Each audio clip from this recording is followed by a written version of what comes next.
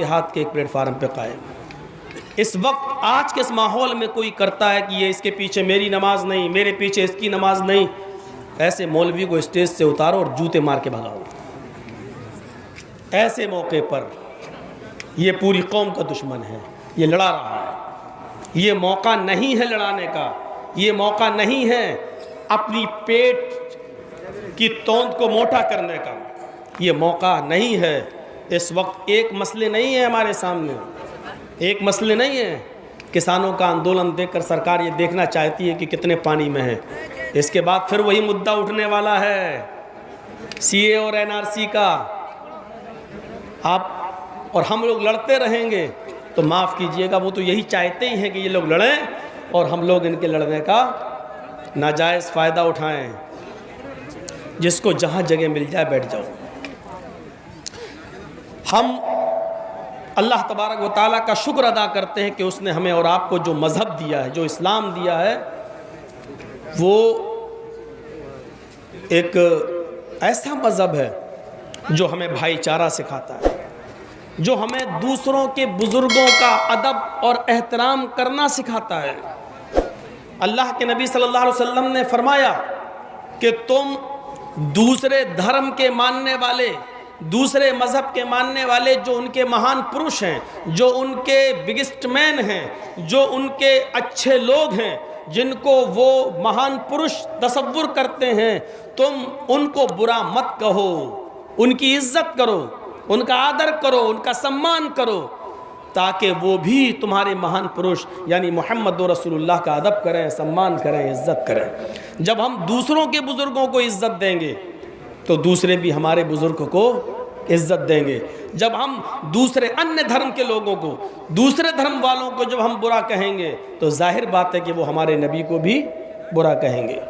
अल्लाह के रसूल सल्लल्लाहु अलैहि वसल्लम ने फरमाया कि वो आदमी कितना कम अकल और बेवकूफ़ है, वो पागल है जो अपनी माँ को गाली देता है। तो जानते हो साहबा ने क्या कहा था?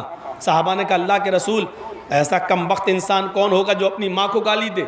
क्या ऐसा भी दुनिया में कोई है जो अपनी माँ को गाली दे? तो आपने क्या फरमाया? आपने फरमाया जब तुम दूसरे को उसकी माँ की गाली दोगे, किसी और को उसकी माँ की गाली दोगे, तो जवाब में वो भी तुम्हें तुम्हारी माँ की गाली देगा। तो तुम्हारी माँ को वो जो गाली दे रहा है उसके जिम्मेदार आप खुद बने। ना आपने उसकी माँ को गाली दी होती, ना उसने जवाब में आपकी माँ को गाली दी होती। तो आपकी माँ को जो गाली पड़ रही है वो आपकी वजह से, यानी वो उसने नहीं बल्कि आपने गाली दी है। दूसरों की माँ बहन बेटियों की इज्जत करोगे तो आपकी भी माँ बहन बेटियों की इज्जत होगी। इसीलिए आप हर धर्म की किताब पढ़िए, आपको अकल आपकी खुल जाएगी, अकल, दिमाग आपका खुल जाएगा। दिमाग, जैन धर्म की किताब उठाकर देखें, जैन शास्त्र, जैन शास्त्र के अंदर आज भी ये लिखा हुआ है, तुम ईश्वर की पूजा नहीं कर सकते हो तो मत करो, तुम अपनी बाप की सेवा नहीं कर सकते हो तो मत करो, तुम ईश्वर की भक्ति नहीं कर सकते हो तो मत करो, तुम किसी गरीब को खाना नहीं खिला सकते हो तो मत खिलाओ, तुम्हें चिंता किस चीज़ की है, तुम्हारे लिए अरहन काफ़ी है। अरहन, अरहन संस्कृत का शब्द है। इसकी जब डिक्शनरी में इसकी मीनिंग देखेंगे, अरहन को नालंद विशाल शब्द सागर एक डिक्शनरी आती है संस्कृत इनटू हिंदी, संस्कृत और हिंदी में जब अरहन का की मीनिंग उस डिक्शनरी में देखेंगे तो उसके अंदर आपको मिलेगा पक्षदाता। अरहन का माना पक्षदाता, हिमायत करने वाला, सिफारिश करने वाला, सिफारिश करने वाला, पक्ष करने वाला, हिमायत करने वाला। शिफात करने वाले को अरबी में क्या कहते हैं? शफीअ। शफीअ, शिफात करने वाला। अल्लाह के नबी सल्लल्लाहु अलैहि वसल्लम क़यामत के दिन गुनाहगार लोगों की शिफात कराएंगे, सिफारिश करेंगे, अल्लाह से कहेंगे अल्लाह ये मेरे गुनाहगार उम्मती हैं, तू इनको बख्श दे। अल्लाह ताला नबी अकरम की दुआ सुनेगा और जितनों को चाहेगा बख्श देगा। इसलिए नबी अकरम का एक नाम पड़ गया शफीउल मुज़नबीन। गुनाहगारों की सिफारिश करने वाला, गुनाहगारों को बख्शवाने वाला, गुनाहगारों की सिफारिश करने वाला, शफीई का अगर हम संस्कृत में तर्जमा करें तो क्या होगा? अरहन। अरहन के माना सिफारिश करने वाला। तू अगर पूजा नहीं करता है तो मत कर, तू किसी गरीब को खाना नहीं खिलाता है तो मत खिला, तू किसी अपने बाप की सेवा नहीं करता है तो मत कर, तुझे चिंता किस चीज की है? तेरे लिए अरहन काफी है, यानी तेरे लिए शफीउल मुज़नबीन काफी है। क़यामत के दिन जब नफ्सा नफ्सी का आलम होगा तो जनाब मोहम्मद रसूलुल्लाह सजदे में गिर जाएंगे, आवाज आएगी, इरफा रअसक या मोहम्मद, आए मोहम्मद सल्लल्लाहु अलैहि वसल्लम अपने सर को उठाइए, अपने सर को बुलंद कीजिए, सजदे से अपना सर उठाइए, सल मांगिए, क्या मांगते हो तो होता आपको दिया जाएगा, आप जो मांगेंगे आपको अता किया जाएगा। वशफि तो शफ़ा, आप अगर किसी की सिफारिश करेंगे तो आपकी सिफारिश भी कबूल की जाएगी। अरहन का माना शफी या शफी का माना अरहन, यानी जैन शास्त्र के अंदर जो अरहन का शब्द आया है वो अरहन की अगर जो मीनिंग की जाए तो वो अरहन का शब्द मोहम्मदुर रसूलुल्लाह पर पूरा उतरता है। सिखों की किताब है गुरु ग्रंथ, आप चले जाइए इस वक्त तो दिल्ली में गुरुद्वारे में चले जाइए और गुरु ग्रंथ उनसे मांगिए, आपको मिल जाएगी पढ़ने के लिए, वो दे देते हैं। सिखों के गुरुद्वारे के अंदर जब आप जाएंगे तो वहाँ एक लाइब्रेरी भी है, वहाँ बैठ के आप किताब भी पढ़ सकते हैं, सिख धर्म की जो किताबें हैं वहाँ बैठ के पढ़ सकते हैं, और कुछ किताबें सस्ती कीमत में बिकती भी हैं, आप ख़रीदना चाहें तो वहाँ से ख़रीद के भी ला सकते हैं। गुरु ग्रंथ आप ले लीजिए, गुरु ग्रंथ में मोहम्मद का शब्द ऐसे ही मिलेगा, दहटा नूर मोहम्मदी, दहटा नबी रसूल, दहटा नूर मोहम्मदी, दहटा नबी रसूल, नानक देख कुदरत गए सभी भूल। दहटा नूर मोहम्मद, दहटा नबी रसूल, नूर मोहम्मद को, मोहम्मद रसूलुल्लाह की तालीम को, मोहम्मद रसूलुल्लाह की शिक्षा को, मोहम्मद रसूलुल्लाह के पैगाम को जब गुरु नानक ने पढ़ा, नानक देख कुदरत गए सभी भूल, तो नानक ने मोहम्मद रसूलुल्लाह के जो मौजिज़े पढ़े, जो मौजिज़े दे के चांद के 2 टुकड़े कर देना, ये कर देना, वो कर देना, एक गिलास दूध असहाबे सुफ़ा के 116-120 लोगों को पिला देना, ये जब चमत्कार देखा तो गुरु ग्रंथ कहता है नानक देख कुदरत गए सभी भूल। नानक ने जब ये चमत्कार, ये मौजिज़े देखे तो सब कुछ भूल गए, यानी नानक ने कहा कि इसी का तो वेट कर रहे थे, इसी का तो इंतज़ार कर रहे थे, यही तो आखिरी नबी है। दहटा नूर मोहम्मदी, दहटा नबी रसूल, ये गुरु ग्रंथ में आज भी नूर मोहम्मद और नबी रसूल का लफ्ज शब्द आज भी लिखा हुआ है गुरु ग्रंथ के अंदर। सिखों की किताब में अरहन और जैनियों की किताब में अरहन, सिखों की किताब में दहटा नूर मोहम्मदी, दहटा नबी रसूल, ये शब्द आज भी मौजूद है। ईसाइयों में चले जाइए, भारत में भी ईसाई लोग हैं, खुद हमारे इटावा के अंदर क्रिश्चियन लोग हैं, उनका एक चर्च भी बना हुआ है,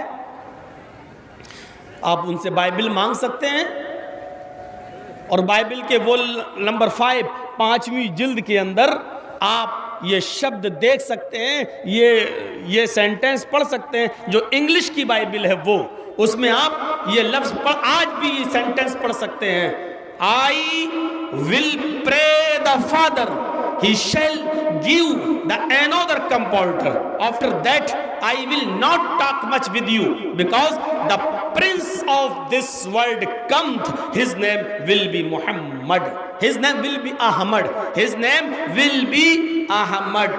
ये आज भी लिखा हुआ है, आज भी। I will pray, ईसा अलैहिस्सलाम, जीसस कह रहे हैं, ईसा अलैहिस्सलाम कह रहे हैं, मैं अपने पिता से, मैं अपने फादर से ये दुआ करूंगा, I will pray the father, मैं अपने बाप से ये दुआ करूंगा, he shall give the another compounder, वो तुम्हें दूसरा रहबर दे दे, वो तुम्हें दूसरा रहनुमा दे दे, वो तुम्हें दूसरा मार्गदर्शक दे दे, वो तुम्हें दूसरा समझाने वाला दे दे, अब मेरी जरूरत नहीं है। I will not talk much with you, अब मैं तुमसे कुछ नहीं कहूंगा, अब मैं तुमसे कुछ नहीं बोलूंगा, अब मैं तुम्हें कोई भी अच्छा या बुरा, अच्छा काम करने का और बुरे काम से रोकने का हुक्म अब मैं नहीं दूंगा। क्यों? The Prince of this world comes, इस दुनिया का शहजादा तशरीफ लाने वाला है। प्रिंस, इस दुनिया का प्रिंस आने वाला है, इस दुनिया का शहजादा आने वाला है। जब तक मैं नहीं जाऊंगा वो नहीं आएगा। उसके आने के लिए मेरा जाना आवश्यक है, मेरा जाना जरूरी है। मैं जाऊंगा तो वो आएगा, और जब तक मैं नहीं जाऊंगा वो नहीं आएगा। और क्या कहा? जब वो आ जाए तो उसका नाम देखना क्या होगा? His name will be Ahmed, उसका नाम अहमद होगा। कौन कह रहा है? जीसस, ईसा अलैहिस्सलाम कह रहे हैं, उसका नाम क्या होगा? अहमद होगा। ईसा अलैहिस्सलाम ने जब अपनी कौम से कहा कि उसका नाम अहमद होगा, कुरान ने ये इसी बात को रिकॉर्ड कर लिया है। वइज़ क़ाल ईसा इब्नु मरियम या बनी इस्राईल इन्नी रसूलुल्लाहि इलैकुम मुसद्दिक़न लिमा बैना यदैया मिनत तौरात व मुबश्शिरन बिरसूलिन याति मिन बअदि इस्मुहु अहमद।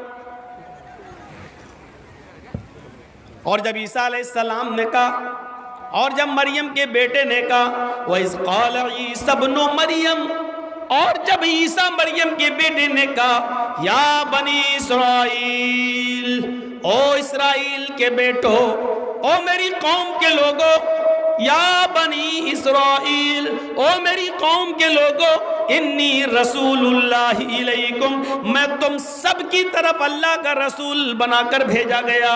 इन्नी रसूलुल्लाहि इलैकुम, मैं तुम्हारे लिए रसूल बनाकर भेजा गया।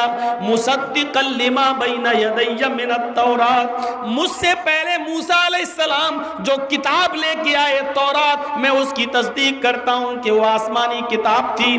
मूसा एक पैगंबर थे, मैं उसकी पुष्टि करता हूँ, मैं उसकी तस्दीक करता हूँ। लेकिन मेरे बाद भी एक नबी आएगा, मेरे बाद भी एक समाचार सुनाने वाला आएगा, मेरे बाद भी एक खुशखबरी देने वाला आएगा, मेरे बाद भी तुम्हें एक नसीहत करने वाला आएगा। मुबश्शिरम बिरसूलिन याती, मैं तुम्हें बशारत देता हूँ, मैं तुम्हें गुड न्यूज़ देता हूँ, मैं तुम्हें शुभ समाचार सुनाता हूँ। एक ऐसे नबी का जो मेरे बाद आएगा, इस्मुहु अहमद, उसका नाम अहमद होगा, उसका नाम अहमद होगा। ये कुरान ने तो बाइबल की पुष्टि कर दी। ईसा अलैहिस्सलाम का नाम क्या होगा?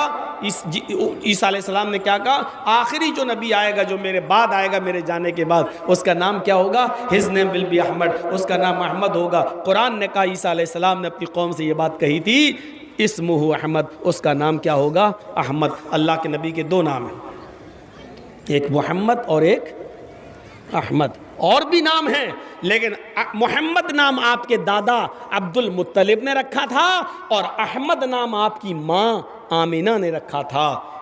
याद रखिएगा, ये दोनों नाम हैं और कुरान में दोनों नाम का जिक्र किया गया है। और ख़ुद बुखारी शरीफ की हदीस के अंदर अल्लाह के रसूल सल्लल्लाहु अलैहि वसल्लम ने अपने बहुत से नाम बताए, उन नामों में दो नाम मोहम्मद और अहमद भी बताए। आपने फरमाया, इन्ना ली अस्माअन अना मुहम्मदुन व अना अहमदु व अनल माही यमहुल्लाहु बिल कुफ्र व अनल हाशिर युहशरुन नास अला क़दमी यौमल क़ियामा व अनल आक़िब वल आक़िबुल लज़ी लैसा बअदहु नबिय्युन। ये अल्लाह के रसूल ने फरमाया। मुस्लिम शरीफ किताबुल फ़ज़ाइल के अल्फाज हैं कि मेरे चंद नाम हैं, मेरा एक नाम मोहम्मद है, मेरा एक नाम अहमद है, मेरा एक नाम माही है, मिटाने वाला, अल्लाह मेरे ज़रिए गुनाहों को मिटाता है, और मेरा एक नाम हाशिर है, जमा करने वाला। क़यामत के दिन तमाम लोग मेरे कदम, मेरे पैरों के इर्द गिर्द, मेरे कदमों तले जमा किए जाएंगे। और मेरा एक नाम आकिब है, बाद में आने वाला, वल आकिबुल लज़ी लैसा बअदहु नबिय्युन, और आकिब उसको कहते हैं जिसके बाद कोई नहीं आए, यानी अल्लाह के रसूल सबसे बाद में आए और आपके बाद अब कोई दूसरा नबी नहीं आएगा। ये आपने नाम बताए तो उसमें एक नाम अहमद भी बताया। तो बाइबल के अंदर भी मुहम्मद रसूलुल्लाह सल्लल्लाहु अलैहि वसल्लम का नाम मौजूद है। हम जिस मुल्क में रहते हैं, भारत, हिंदुस्तान हमारा मुल्क, इसमें जो लोग रहते हैं उनकी तादाद सबसे ज़्यादा है। हमारे हिसाब से तो 60 करोड़ हैं, लेकिन आरएसएस और बीजेपी की गिनती के मुताबिक 80 करोड़ से ज़्यादा हैं। थोड़ा शक होता है, कुर्सी पे तो वो लोग बैठे हैं जिनके एक एक बच्चा भी नहीं है। तादाद इतनी बता कैसे रहे हैं, ये समझ में नहीं आ रहा है। इतनी तादाद बढ़ कैसे गई? और इल्ज़ाम मुसलमानों पे लगाते हैं, 2-2 बच्चे पैदा करते हैं, ये 12-12 बच्चे पैदा करते हैं ये लोग। तादाद तुम्हारी ज़्यादा बढ़ रही है। शादी हुई नहीं है या हुई है तो छोड़े बैठे, तब भी बढ़ रही तादाद। समझ में नहीं आ रहा। बहरहाल चमत्कार है, मोदी जी हैं तो कुछ भी हो सकता है। लोग उनके भक्त कहते हैं सब कुछ हो सकता है, ये है तो मुमकिन है, ये है तो मुमकिन है, ये है तो मुमकिन है, मुमकिन है। वो तो सब लोगों को जोड़ के ना होते हैं ना। 1 अरब 20 करोड़ 125 करोड़ सब जोड़ के, मुसलमान भी, सिख भी, ईसाई भी, जैनी भी, सब जोड़ के होते हैं। लेकिन एक ख़ास धर्म की तादाद बताई जाती है 80 करोड़। इन 80 करोड़ लोग जिन किताबों को पढ़ते हैं या जो इनकी धार्मिक ग्रंथ हैं, ताज्जुब यह है कि उन ग्रंथों के अंदर भी मुहम्मदुर रसूलुल्लाह सल्लल्लाहु अलैहि वसल्लम का नाम आता है।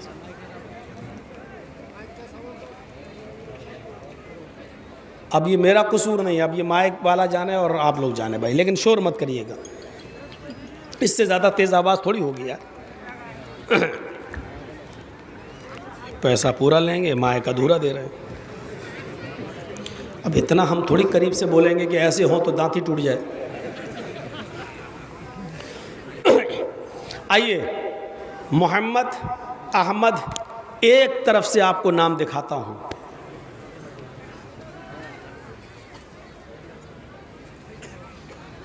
हिंदू भाइयों से कोई शिकायत नहीं, उनसे क्यों शिकायत होगी, तो हमारे भाई हैं।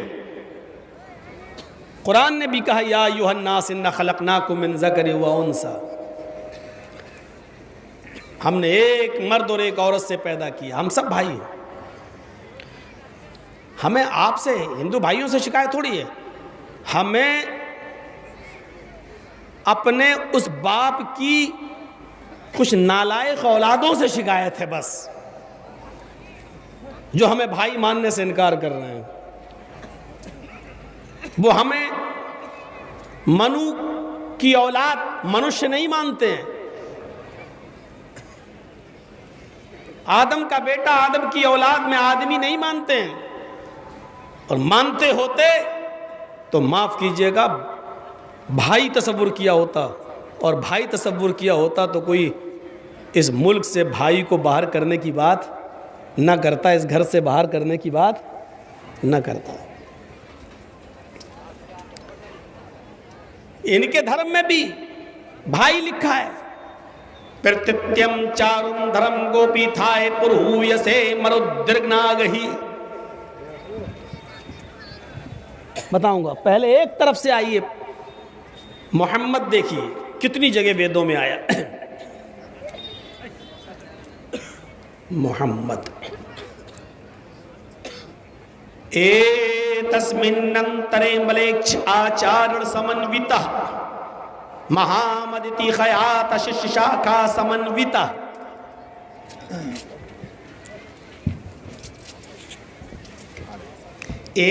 तस्मिन्नंतरे मलेक्ष आचारण समन्विता महामद इति खयात शिष्य शाखा समन्विता।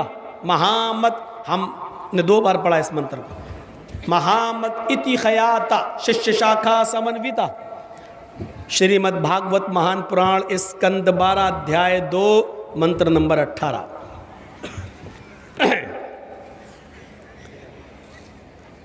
आइए, महामद हो गया। अज्ञान हेतु किरत मोह मदांधिकारम नाशम विधायम ही तदोदयते विवेक। श्रीमद् भागवत महान पुराण स्कंद 12 मंत्र नंबर स्कंद 12 अध्याय 2 मंत्र नंबर 17। दूसरा जो पढ़ा वो 17 है और पहला जो पढ़ा था वो 18 है। एक में महामद, एक में मोहम्मद। अहमद देख लीजिए। विदहामिद पुरुष महानिमादित्य वरुण तपस प्रस्तात, वेदहामित पुरुष महानिमादित्य वरुण तपस प्रस्तात यन्याय।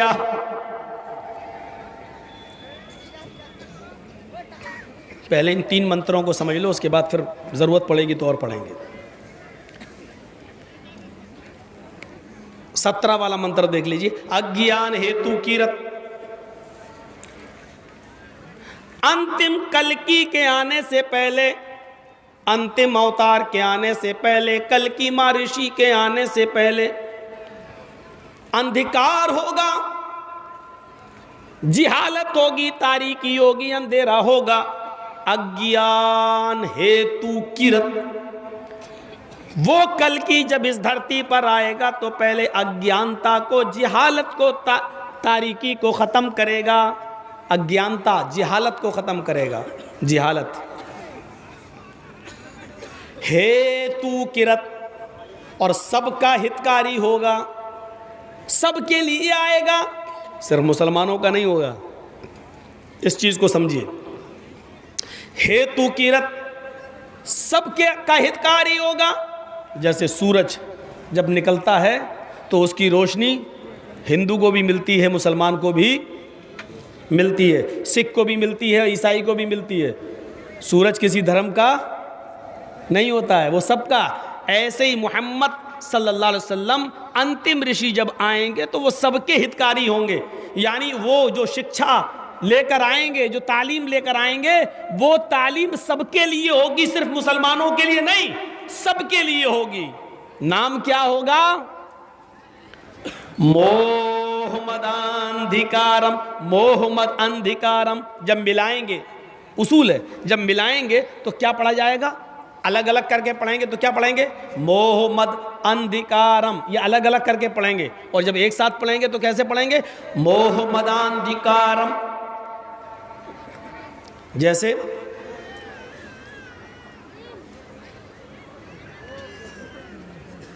अलिफ लाम मीम ज़ालिकल किताबु ला रैब फीह हुदल लिल मुत्तकीन अल्लज़ीना युमिनूना बिल गैब।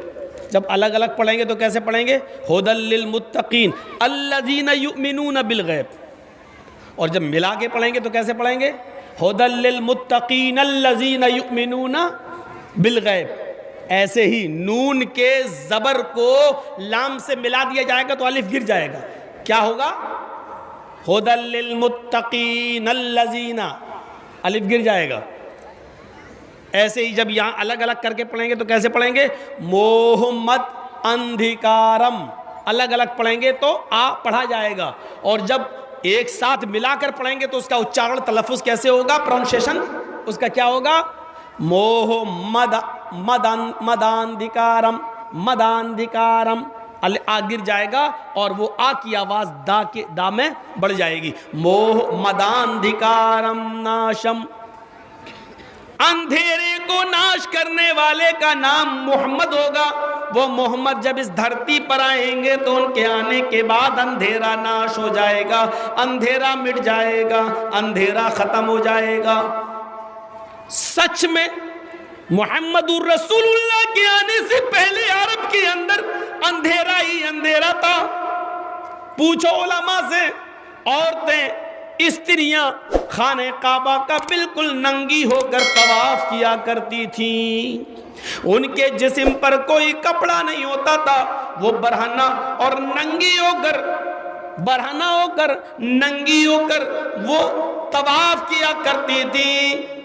शादी के नए नए तरीके थे। लड़का निकाह करके किसी लड़की को अपने घर लाता था, उसके साथ पहली रात वो अपनी बीवी के साथ नहीं गुजारता था, बल्कि अपनी औरत को किसी अपने दोस्त के घर भेज देता था और अपने दोस्त से कहता था कि तुम इसके साथ मिलो, तुम इसके साथ मुजामियत करो, हम बिस्तरी करो। वो उसके साथ मिलता था। जब पता चल जाता था कि मेरे दोस्त से उसका हमल ठहर गया, गर्भ ठहर गया, तब पति अपनी पत्नी को उसके घर से ले आता था। और ऐसा इसलिए किया जाता था ताकि बच्चा नेक और शरीफ पैदा हो। ये वो लोगों की नज़रों में अपने बच्चे को शरीफ बनाने के लिए ऐसा करते थे। शादी तो खुद किए, घर में लेके भी आए, लेकिन मिलते नहीं थे जब तक कि उसका दोस्त, उसका कोई साथी अपनी उसकी बीवी से ना मिल ले और ये कन्फर्म ना हो जाए कि उससे हमल ठहर गया है। ये शादी का तरीका था।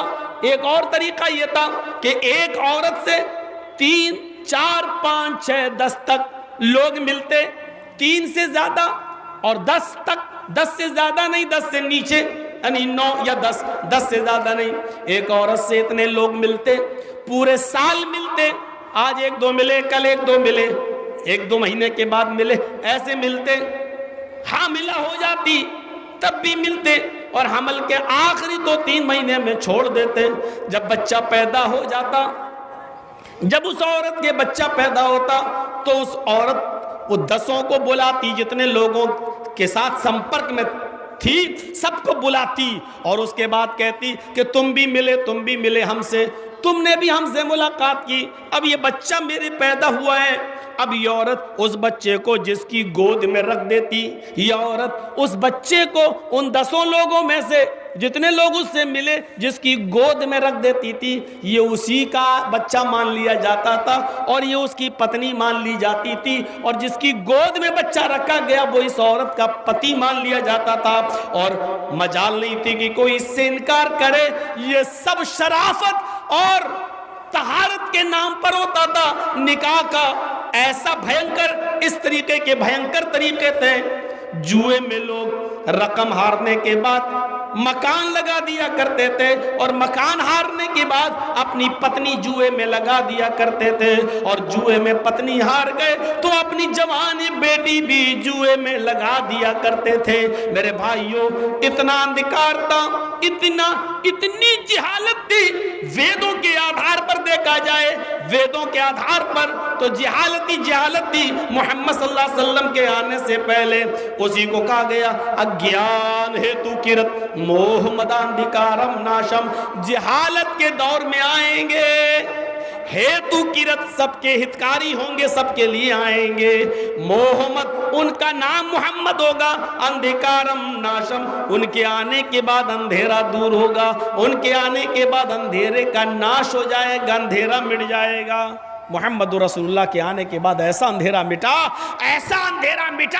कि आज भी सऊदी अरब की सरजमीन पर जाकर देख लो, अगर आपका 10 रियाल, 20 रियाल, 100 रियाल अगर ज़मीन पर गिर गया है, पड़ा हुआ है, तो किसी की हिम्मत नहीं पड़ती है कि वो उसको उठा ले, क्योंकि CCTV कैमरे देख रहे हैं। उठा लिया तो जिसका है उस तक पहुंचाओ, और पता चला कि नहीं पहुंचाया और ऐलान भी नहीं किया तो फिर हाथ कटवाओ। आज भी इधर तो अगर मौलाना जर्जीस को मिल जाए तो सबसे पहले तो यहाँ की पुलिस ही सेट हो जाएगी, आधा तेरा आधा मेरा।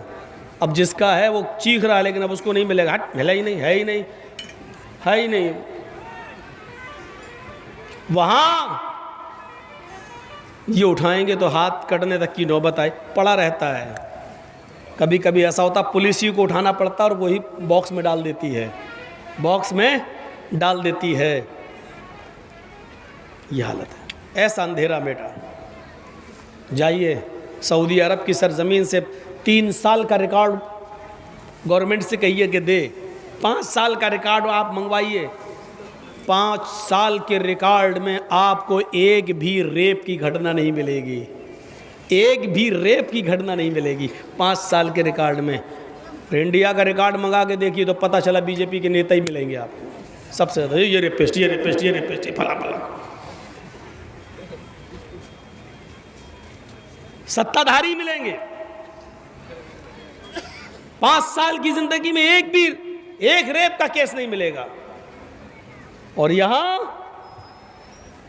कोई थाना ऐसा बाकी नहीं बचेगा जहां रेप का केस दर्ज ना हो।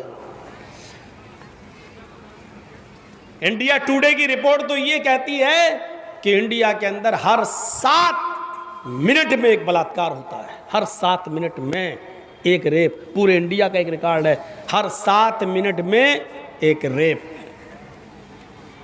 हर 3 मिनट में शराब पी जा रही है। हर 4 मिनट में एक चोरी हो रही है, हर 7 मिनट में एक रेप हो रहा है।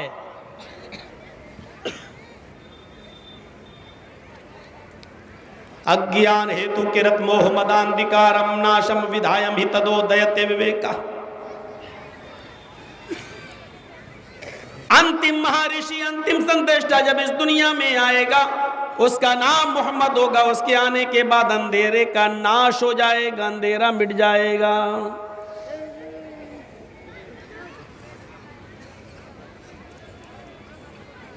मोहम्मद हो गया, मोहम्मद। तस्मिन्नंतरे मलेक्ष आचारण समन्वितः, यह 18वां है मंत्र।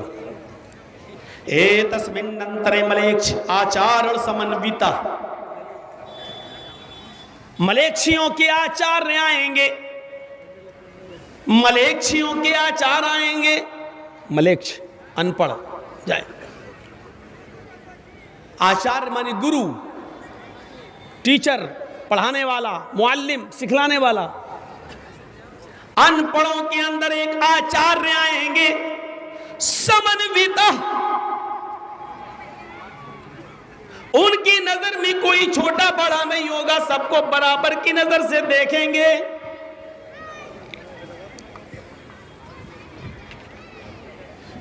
तस्मिन्नंतरे मलेक्षाचारण समन्विता महामदिति खयात, महामदिति खयाति शिष्य शाखा समन्विता, उनकी खयाती, उनकी शोहरत महामद के नाम से होगी।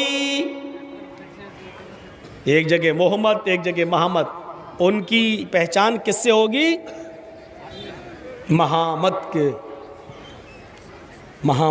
के नाम से होगी। अनपढ़ों के अंदर ही आए थे मोहम्मद रसूलुल्लाह, और अरब से ज्यादा अनपढ़ कौन होगा? उनको तो उम्मी कहा जाता था, उम्मी अरबों में। क्यों? अपनी मां के पेट से पैदा होने के बाद बच्चा जिस तरह अनपढ़ होता है, उसको कुछ भी लिखना पढ़ना नहीं आता। अरब के लोग उसको क्या कहते थे? उम्मी। मां के पेट से जैसे बच्चा निकलता वैसे ही मां के पेट से निकला हुआ, उम्मी, अनपढ़। तो बताइए, मां के पेट से पैदा होने वाला बच्चा जितना अनपढ़ होता है, फिर मोहम्मद रसूलुल्लाह सल्लल्लाहु अलैहि वसल्लम भी जब पैदा हुए तो आप भी उम्मी थे। अब सुनिए, अनपढ़ का माना क्या हुआ? मोहम्मद रसूलुल्लाह साहब सल्लल्लाहु अलैहि वसल्लम उम्मी थे, यानी अनपढ़। तो इसका मतलब ये होगा कि अल्लाह के रसूल को किसी ने पढ़ाया नहीं था, उस्ताज, किसी उस्ताज ने पढ़ाया नहीं था। लेकिन जब ये कहा जाए कि मोहम्मद रसूलुल्लाह से बड़ा कोई आलिम नहीं था, तो इसका मतलब ये होगा कि मोहम्मद रसूलुल्लाह को अल्लाह ने पढ़ाया था, क्योंकि नबी अकरम सल्लल्लाहु अलैहि वसल्लम को किसी ने नहीं, अल्लाह ने पढ़ाया है। अल्लाह ने पढ़ाया। अल्लाह ताला ने जिब्राइल को कुरान दिया, जिब्राइल दुनिया में आते थे तो अल्लाह ने जिब्राइल से कहा ऐसे पढ़ाओ, और जिब्राइल वैसे पढ़ाते थे। तो और सुनिए एक चीज़ और बताएं, मौलाना जर्जीस को 20 साल पहले मेरे उस्ताद ने क्या पढ़ाया था, आज हमें बहुत सी बातें याद नहीं हैं। बहुत सी बातें याद हैं और बहुत सी बातें याद नहीं हैं। ऐसा होता है, हम खुद अपने बच्चे को जब पढ़ाते हैं तो आज जो सबक, जब घर जाते हैं तो अपने छोटे बच्चे को हम पढ़ाते हैं, तो जब पढ़ाते हैं तो आज उसको पढ़ाया, कल उससे सुन रहे हैं तो आधी चीज़ याद रही और आधी भूल गया। बच्चा क्या, बड़ा भी कोई ज़रूरी नहीं है कि सब बातें याद रहे। तो ये इस बात की दलील है, इंसान जब किसी इंसान को पढ़ाता है तो इंसान का पढ़ाया हुआ सबक भूला भी जा सकता है, भुलाया भी जा सकता है, लेकिन अल्लाह जब किसी को पढ़ाता है तो उसका पढ़ाया हुआ सबक कभी नहीं भुलाया जा सकता। दलील चाहिए? अब हमारे पास दलील किसी कठबुल्ला की लिखी हुई किताब से तो मिलेगी नहीं। हम लोग जो दलील देंगे तो कुरान हदीस से ही देंगे। अल्लाह ताला ने खुद कहा सनुक़रिउ का फला तंसा, पढ़े ना, सब्बिह इस्म रब्बिकल आला की सूरत याद होगी आपको, पढ़िए उसमें सनुक़रिउ का फला तंसा, आए मोहम्मद सल्लल्लाहु अलैहि वसल्लम, हम आपको ऐसा पढ़ाएंगे कि आप भूलेंगे नहीं। सनुक़रिउ का फला तंसा, हम आपको ऐसा पढ़ाएंगे कि आप भूलेंगे नहीं। पता ये चला, अल्लाह जब किसी को पढ़ाता है तो उसका पढ़ाया हुआ सबक इंसान भूल नहीं सकता। इंसान का पढ़ाया हुआ सबक इंसान भूल सकता है, लेकिन अल्लाह का पढ़ाया हुआ सबक इंसान नहीं भूल सकता। और अल्लाह हर इंसान को पढ़ाता नहीं है, उसी को पढ़ाता है जो उसकी नज़र में ख़ास होता है, जैसे मुहम्मदुर रसूलुल्लाह सल्लल्लाहु अलैहि वसल्लम। तो अल्लाह ताला का उस्ताद कौन है? अल्लाह के नबी का उस्ताद कौन है? अल्लाह। किसने पढ़ाया? अल्लाह ने। अब सुनिए, अरब के लोग उम्मी थे, अनपढ़ थे, और उन्हीं अनपढ़ों में एक उम्मी, एक अनपढ़ लोगों की नज़र में वो अनपढ़ था, अरब वालों की नज़र में अनपढ़ था। क्यों? क्योंकि अरब के लोग अच्छी तरह जानते थे कि मोहम्मद जब पैदा हुए तो उनके बाप का इंतकाल हो गया था 2 महीना पहले। मोहम्मद सल्लल्लाहु अलैहि वसल्लम की उम्र जब 6 साल की हुई तो उनकी माँ का भी इंतकाल हो गया।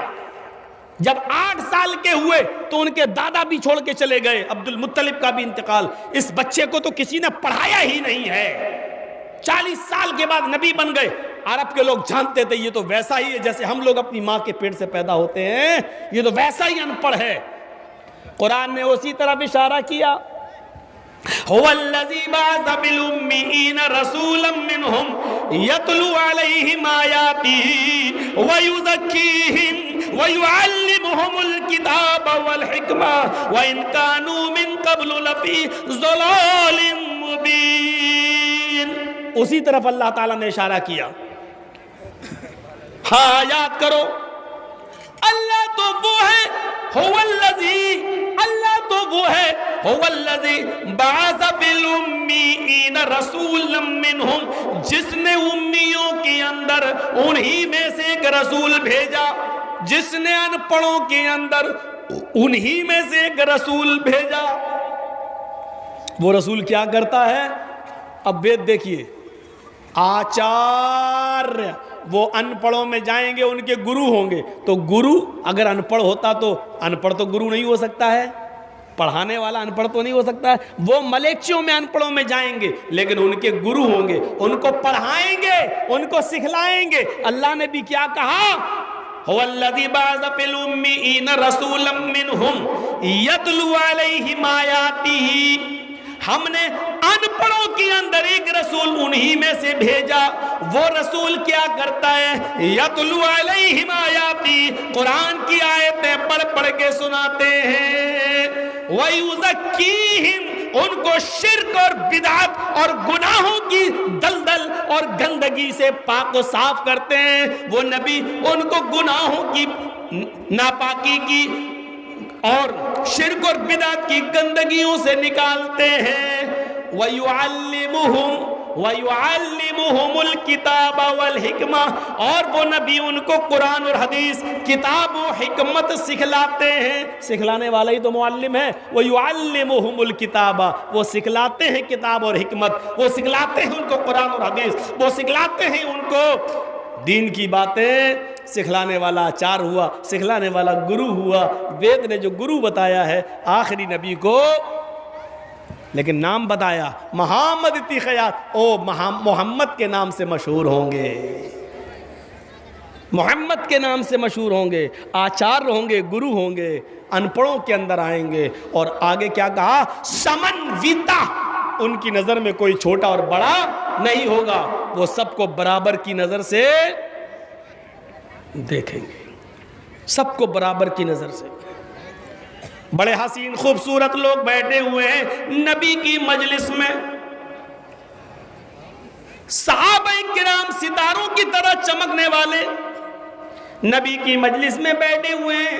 लेकिन अल्लाह के नबी सहाबाए किराम को याद नहीं करते, उसी मजलिस में ऐलान करते हैं, आईना बिलाल, आईना बिलाल, लोगों बिलाल कहाँ है? बिलाल नहीं दिख रहे। बिलाल जो सर डाले बैठे थे, वो बिलाल जो सर झुकाए बैठे थे, उन्होंने जब अपना नाम सुना तो गर्दन उठाई, कहने लगे लब्बैक व सअदैक या रसूल अल्लाह, ऐ अल्लाह के नबी मैं तो यहाँ हूँ, मैं भी आपकी नसीहत सुनने आया हूँ।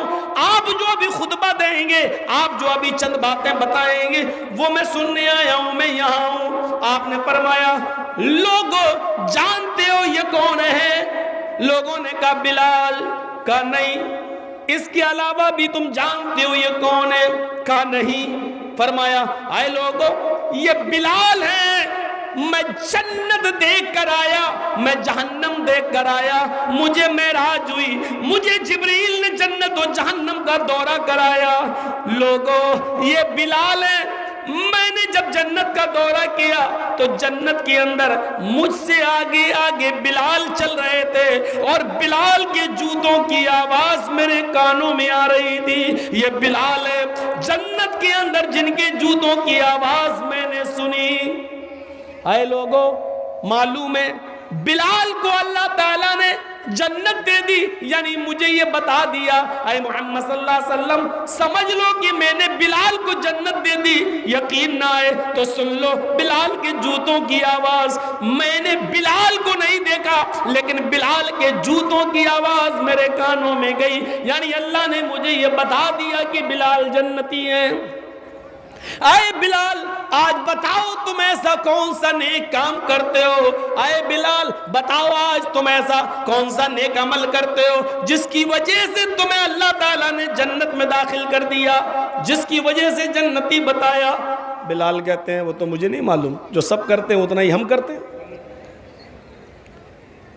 अल्लाह के नबी ने फरमाया बिलाल सोचो, गौर करो, देख लो, समझ लो।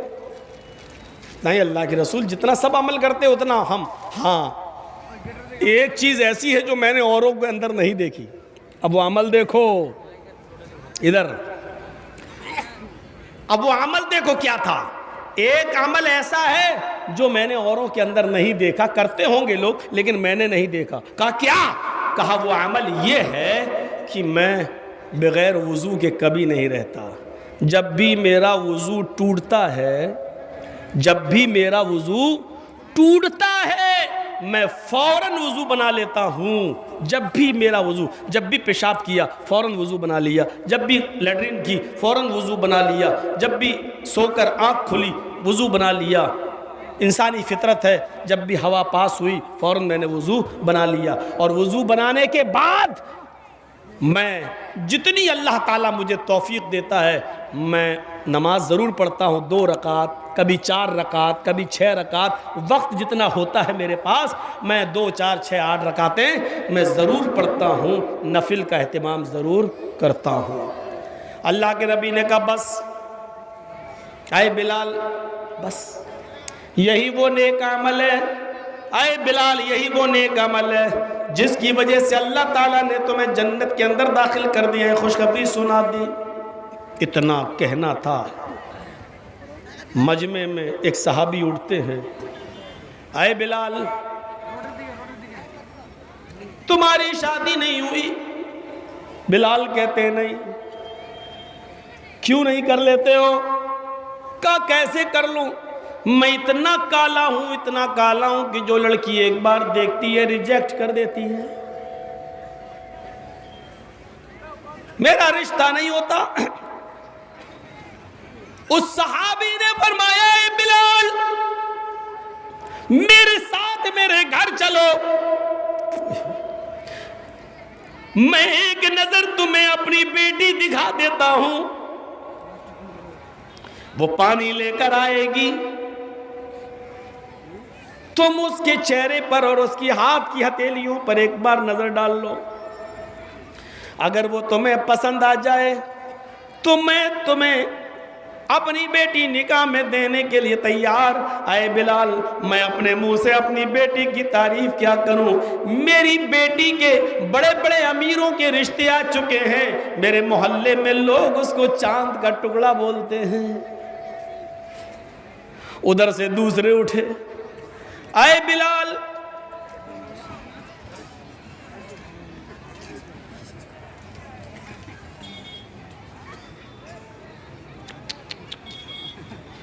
अच्छा भला रखा था।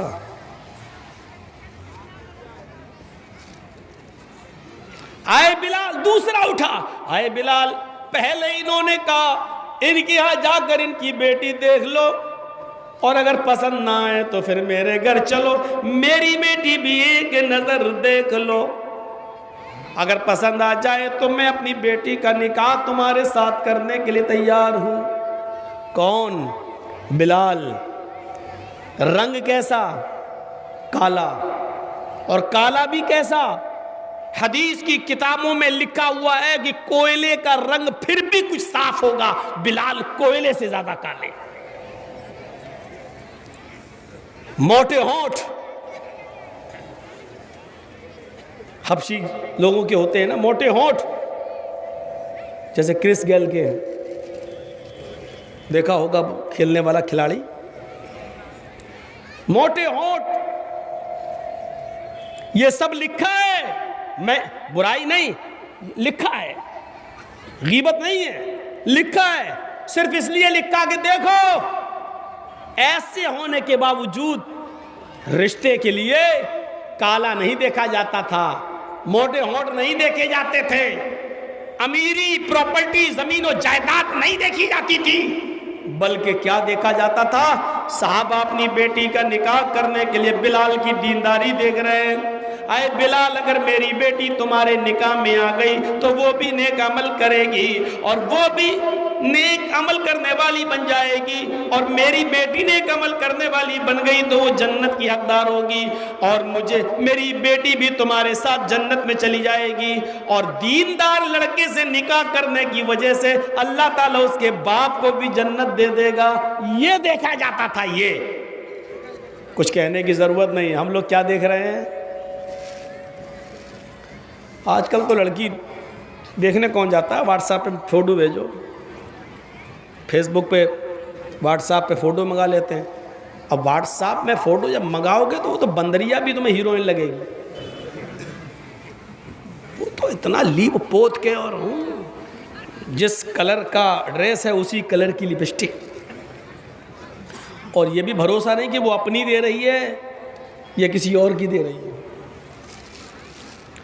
बाद में पता चला कि वो ऐसे है, हमें नहीं देख रही, किसी और को देख रही, किसी और लग रहा है, वो देख रही हमें लेकिन लग रहा किसी और को देख रही।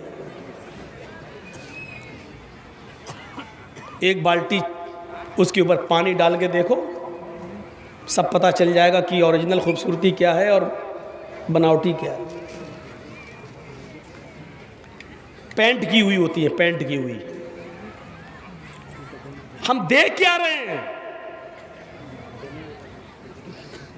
वो क्या देखते थे अपनी बेटियों के लिए? बस अल्लाह के नबी ने इधर कहा और उधर लो मेरी बेटी देख लो, वो कहता मेरी बेटी देख लो, वो कहता मेरी बेटी देख लो। इधर तो सुनने में आया फला आदमी का निकाह इसलिए नहीं हुआ कि लड़का मौलवी था, लड़की ने मना कर दिया, मौलवी से नहीं करेंगे, हाफिज से नहीं करेंगे, या मौलवी हाफिज कुछ नहीं, दाढ़ी रख ली, हम दाढ़ी वाले से नहीं करेंगे। कितने रिश्ते सिर्फ इसलिए रिजेक्ट हो गए कि हम दाढ़ी वाले से नहीं करेंगे, हम हाफिज मौलवी से नहीं करेंगे।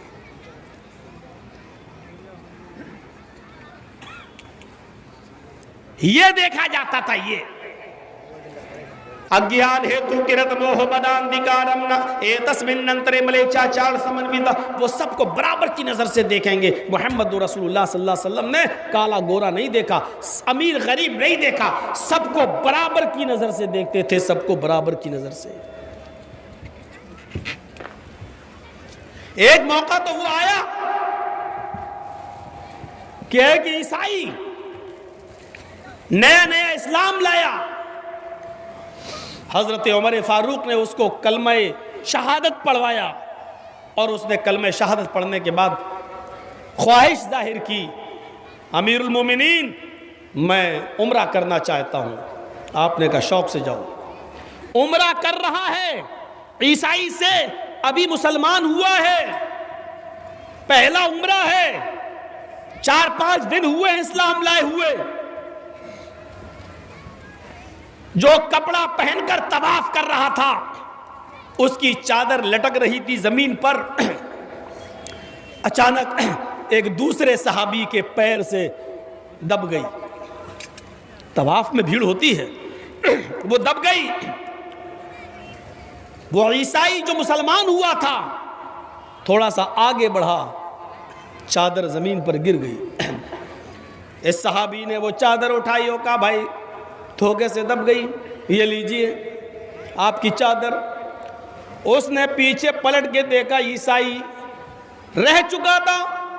ईसाइयों में बड़ा रोबो दबदबा था उसका, एक अच्छी खासी पहचान थी उसकी, एक अच्छा रोबो दबदबा था उसका। पलटा, उसने चादर ली, लेकिन चादर लेने के साथ साथ उसने दाहिना हाथ उठाकर उस साहबी के गाल पे जड़ दिया, एक जोरदार थप्पड़ मारा। अंधा है, दिखता नहीं है तुझे? दूसरे दिन ये शिकायत हजरत उमर फारूक के दरबार में आती है। दूसरे दिन ये शिकायत हजरत उमर फारूक रज़ी अल्लाह ताला अन्हु के दरबार में आती है। अमीरुल मोमिनीन ने उस ईसाई आदमी को जो मुसलमान हो चुका था उसको बुलाया और कहा, इधर आओ, ये सहाबी क्या कह रहे हैं। उसने इकरार कर लिया। फरमाया, दो ही शक्लें हैं, या तो इनसे माफी मांगो, ये तुम्हें माफ कर दें तो तुम बच जाओगे, और अगर माफ ना करें तो उतनी जोर से इनका भी एक थप्पड़ तुम अपने दाहिने गाल पर खाओ। उस सहाबी ने माफ करने से साफ इनकार कर दिया, मैं माफ नहीं करूंगा, मैं तो थप्पड़ मारूंगा। उस ईसाई ने जो मुसलमान हुआ था क्या कहता है, अमीरुल मोमिनीन, मैं फला फला कबीले का फला फला आदमी हूं और वो सब छोड़कर इस्लाम लाया हूं, इज्जतदार जिंदगी मैंने गुजारी है, एक मामूली आदमी मेरे गाल पे थप्पड़ मारेगा। हजरत उमर फारूक ने फरमाया, इस्लाम लाने के बाद, इस्लाम कबूल करने के बाद ये तुम्हारे मुंह से जिहालत की बू आ रही है। इस्लाम लाने के बाद अमीरी गरीबी कहाँ रह जाती है, मामूली आदमी कहाँ रह जाता है। इस्लाम लाने के बाद तो सब बराबर हो जाते हैं, अमीरी और गरीबी नहीं देखी जाती है। अब तो तुमने इसको थप्पड़ मारा है, ये भी थप्पड़ तुम्हें खाना पड़ेगा। बोलो क्या कहते हो? उसने कहा, अमीरुल मोमिनीन, मुझे एक रात की मोहलत दीजिए, आज का दिन और एक रात, आज की एक दिन की मोहलत दीजिए, कल मैं अपना फैसला आपको सुनाऊंगा। यानी ये माफ नहीं करता है तो मुझे भी थप्पड़ मार दिया जाए। हजरत उमर फारूक ने उसको 24 घंटे की मोहलत दे दी। ठीक है, कल इसी वक्त चले आना, कोई तुम्हें बुलाने नहीं जाएगा, यहीं आना है तुम्हें, ठीक है। रात होती है और उसने रात की तारीकी का फायदा उठाया और वो भाग गया और फिर से मुर्तद होकर ईसाई बन गया। लेकिन हज़रत उमर फारूक ने उसकी कोई परवाह नहीं की। भले ही तुम ईसाई बन रहे हो, बन जाओ, भाग गए हो, पकड़े जाओगे तो अब तो तुम्हारा जुर्म यह है कि मुर्तद होने की सज़ा में तुम्हारी गर्दन काटी जाएगी, लेकिन मिलोगे तब तो। वो भाग गया, हज़रत उमर फारूक ने उसकी परवाह नहीं की, लेकिन इंसाफ कायम किया, थप्पड़ तुम्हें खाना पड़ेगा। अमीरी गरीबी कोई चीज़, किसी कोई समन्विता, सबको बराबर की नजर से देखना, कोई छोटा और बड़ा नहीं। अरे यहां से अंदाजा लगाओ कि एक बार आप हजरत आयशा की गोद में अपनी बीवी की रान पर सर रख कर लेटे हुए थे और अपनी खादिमा को आपने आवाज दी। बुखारी शरीफ की हदीस के अल्फाज हैं, आपने उसको आवाज दी, लेकिन उसने नबी अकरम की आवाज़ सुन ली। आपकी खादिमा थी, खिदमत करने वाली, आवाज़ सुन ली लेकिन आई नहीं। आपने दोबारा आवाज़ दी लेकिन वो नहीं आई। तीसरी बार भी आपने आवाज़ दी, आवाज़ उसके कान तक जा रही है लेकिन वो नहीं आती है। अल्लाह के नबी ने आयशा से कहा, आयशा ज़रा बाहर निकल के देखो वो लौंडी, वो खादिमा कहाँ चली गई। वो लौंडी बाहर, हजरत आयशा बाहर निकलती हैं, क्या देखती हैं? वो तो दरवाजे के पास ही बकरी के बच्चे के साथ खेल रही है। उसको गोद में उठाती है, उसके कान पकड़ती है, उसको लेके चलती है, बकरी से खेल रही है। हजरत आयशा ने पूछा, तुम्हें मोहम्मद रसूलुल्लाह ने आवाज़ दी, क्या तुमने नहीं सुनी? उसने कहा सुनी। कहा दूसरी आवाज़ भी सुनी। का तीसरी, का तीसरी आवाज भी सुनी, का फिर क्यों नहीं आई तुम? सर नीचे कर लिया, कोई जवाब नहीं था। अल्लाह के नबी को बुलाया, हजरत आयशा सिद्दीक़ा ने कहा ये नाटक करके नहीं आई, ये सुस्ती कर गई और नहीं आई। अरे अल्लाह के नबी इसको सजा दीजिए, ये आपकी खातिमा। इसने तीनों आवाजें सुनी। अल्लाह के नबी की कान में मिसवाक लगी हुई थी, नमाज पढ़ने का टाइम हुआ, जल्दी से मिसवाक की, फिर कान में लगा ली। मिसवाक हर वक्त रहती थी आपके पास, अब तो पॉकेटें चलने लगी हैं, पॉकेट में रख लो, वो कान में रखते थे अल्लाह के रसूल। तो अल्लाह के नबी ने कि कान में मिसवाक रखी हुई थी, आपको गुस्सा आ गया। आवाज़ सुनी थी? हाँ सुनी थी, फिर भी नहीं आई। सर नीचे। आपने मिसवाक निकाली और उसकी तरफ बढ़े, इधर आ। वो करीब आई और ऐसे उठाया आपने, और करीब था कि उसकी पीठ पर आप 2-4 मिसवाक मार देते। मिसवाक से लगती कितनी? एक मिसवाक है, अगर तेज भी मारते तो कितनी तेज लगती। आपने उठाया और उठाने के बाद ऐसे किया, लेकिन मारा नहीं, रोक लिया। हजरत आयशा फरमाती है क्या हुआ? अल्लाह के नबी की आंखों में आंसू आ गए। अम्मी आयशा कहती है कि अरे मैं पूछ रही हूं क्या हुआ, आपने इसको मारा क्यों नहीं है? ये तो सजा की मुस्तहिक है और आप रो रहे हैं। जवाब सुनिए, बुखारी शरीफ की हदीस के अल्फाज हैं। अल्लाह के नबी फरमाते हैं आयशा मेरा दिल हुआ कि इसको मारूं, मैंने मिसवाक भी निकाल ली कि इसको मारूं, मैंने हाथ भी तान लिया इसके ऊपर कि मैं इसको मारूं, लेकिन अचानक ये ख्याल आया, आए मोहम्मद इब्न अब्दुल्लाह, कहीं इस खादिमा की, कहीं इस लौंडी की गलती से ज्यादा सजा ना हो जाए, उसकी गलती कम हो और आप उसको मार रहे हैं, ये सजा उसकी गलती से ज्यादा ना हो जाए। अगर उसकी गलती से ज्यादा सजा आपने दे दी तो कयामत के दिन ये खादिमा आपके ऊपर मुकदमा दायर कर देगी और कहेगी ऐ अल्लाह मेरी गलती तो इतनी नहीं थी जितनी मोहम्मद रसूलुल्लाह ने मुझे मारा है। आयशा कयामत के दिन सजा के खौफ से और इस खादिमा के इंतकाम के खौफ से मैंने मिसवाक को रोक लिया। मुझे डर इस बात का कि कहीं इसकी गलती से ज्यादा मेरी सजा ना हो जाए, मैं इसको जो मार रहा हूं या मार दूं तो कहीं इसकी गलती से ज्यादा ना हो जाए। आपने वो मिसवाक रोक दी और नजरअंदाज कर दिया। ये खौफ था अल्लाह के नबी सल्लल्लाहु अलैहि वसल्लम का, लेकिन आप अपनी खादिमा के साथ भी बैठ के खा लेते थे, आपको कोई एतराज नहीं था, सबको बराबर की नजर से देखते थे, सबको बराबर की नजर से, समन्विता बराबर की नजर से देखते थे। वो 50 बार सुना होगा, एक फातिमा नामी, फातिमा मखजूमिया ने चोरी की और पकड़ी गई और अल्लाह के रसूल के पास लाई गई। आपने कहा कितनी चोरी की? पता चला ज्यादा की, पकड़ी गई। हाँ गवाह है, हाँ हाथ काट दो, इतना कलाई के बराबर, इतना हाथ काट दो। साहबा आपस में मशवरे करके कहने लगे अल्लाह के रसूल ये तो बड़े अमीर घर की लड़की है, बहुत बड़े पैसे वाले की, इज्जत और रुसूख वाले आदमी की बेटी है, नाक कट जाएगी। आपने कहा हाथ काट दो। एक सिफारिशी को भेजा गया, हजरत उसामा